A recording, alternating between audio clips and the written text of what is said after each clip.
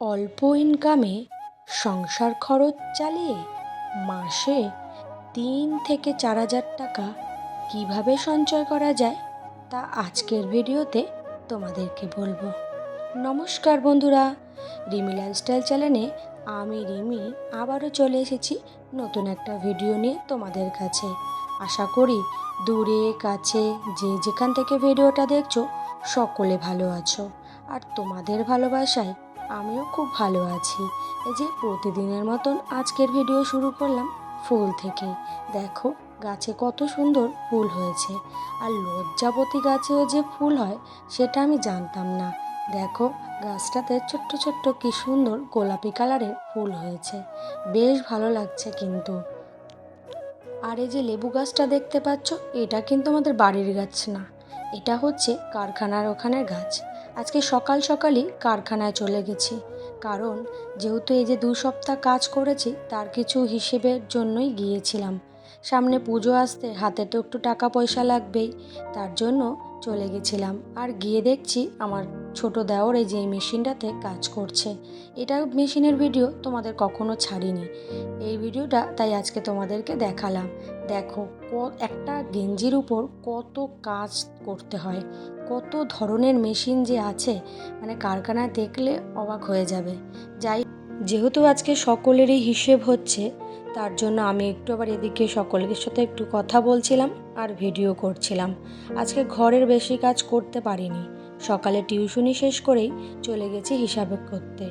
আর এই যে কারখানায় এই এক একজন কী কী কাজ করছে সেগুলোই তোমাদের সাথে শেয়ার করছি। আসলে বন্ধুরা, সবসময় একটা কথাই বারবার বলবো, টাকা সঞ্চয় করতে গেলে কিন্তু আয়ের উৎসটাকে ঠিক রাখতে হবে। তোমরা কোথা থেকে সেই টাকাটাকে আয় করছো, সেই টাকার উৎসটাকে কিন্তু ঠিক রাখতে হবে।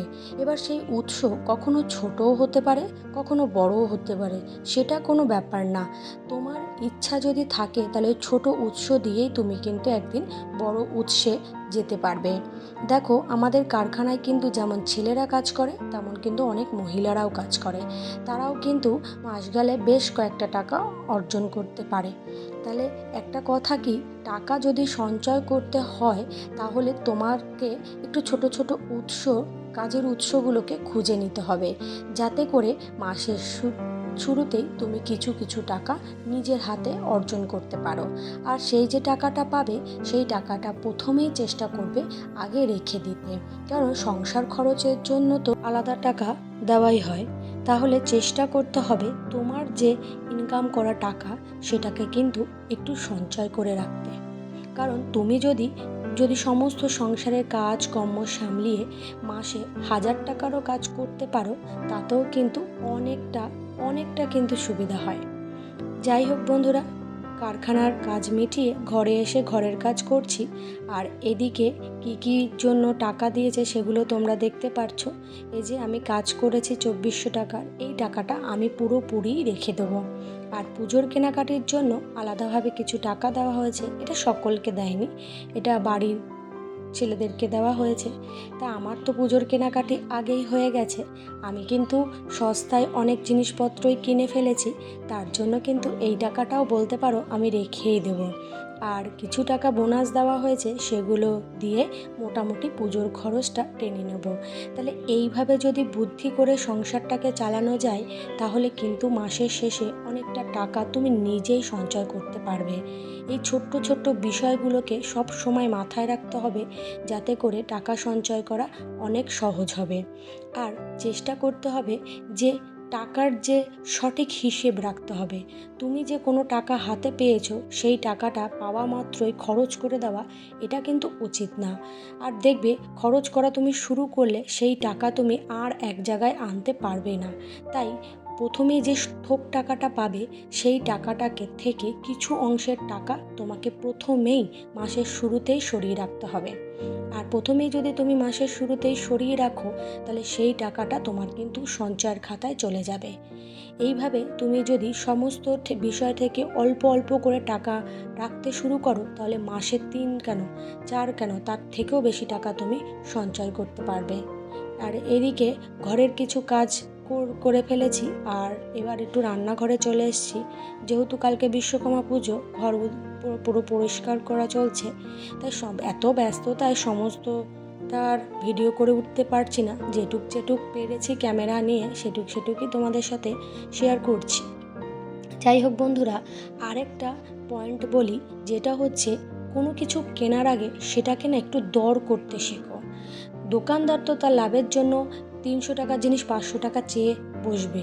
তোমাকেও চেষ্টা করতে হবে সেইটার সঠিক মূল্য বলে, অর্থাৎ দরাদরি করে কিছু টাকা কমিয়ে সেই জিনিসটাকে কেনা।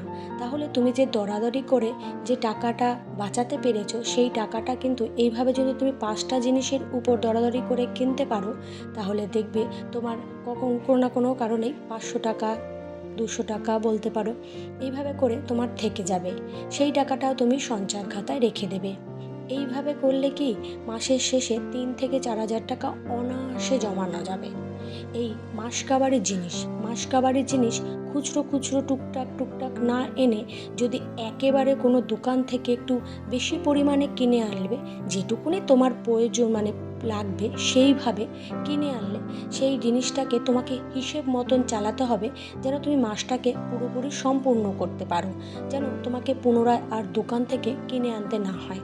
তাহলে এদিকেও যদি তুমি একটু হিসেব রেখে চলো, তাহলে দেখা গেল 1 মাসের জিনিসও অনেক সময় 1.5 মাস হয়ে যেতে পারে। এবার পড়ে থাকা যে 1.5 মাসের জিনিসের টাকার দামটা কিন্তু তোমার বেঁচে যাবে। এবার সেই টাকাটা তোমাকে সঞ্চয়ের খাতায় রেখে দিতে হবে। এইভাবে তুমি ছোট্টভাবে হিসেব করে রেখে যদি নিজে পরিচালিত করতে পারো সংসারটাকে, তাহলে মাসের শেষে তুমি বেশ কয়েকটা টাকা সঞ্চয় করতে পারবে।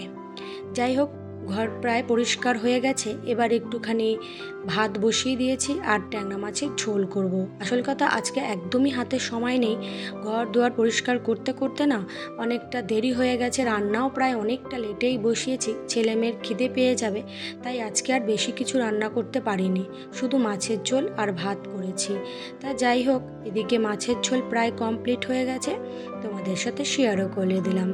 আরেকটা পয়েন্ট আমি বন্ধুরা বলতে ভুলেই গেছি, যে পয়েন্টটা হচ্ছে পুরনো জিনিসকে ব্যবহার করা শেখো।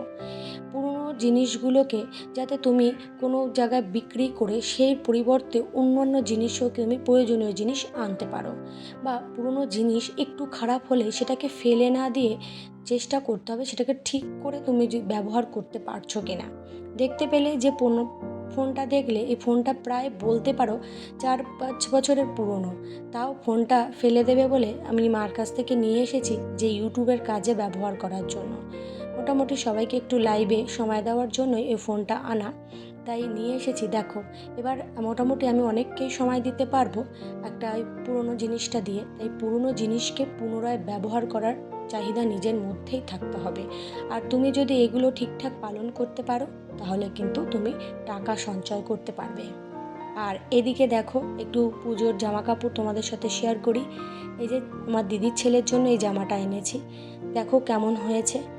আর যাকে আগে কেনাকাটি করেছি সেগুলো তো তোমাদের সাথে শেয়ার করেছি। আর তোমাদেরকে তো আমি বলি যে আমি একটু হাটের থেকে জামা কাপড় কেনাকাটি করি, সেখানে জিনিসের দাম অনেকটাই কম থাকে।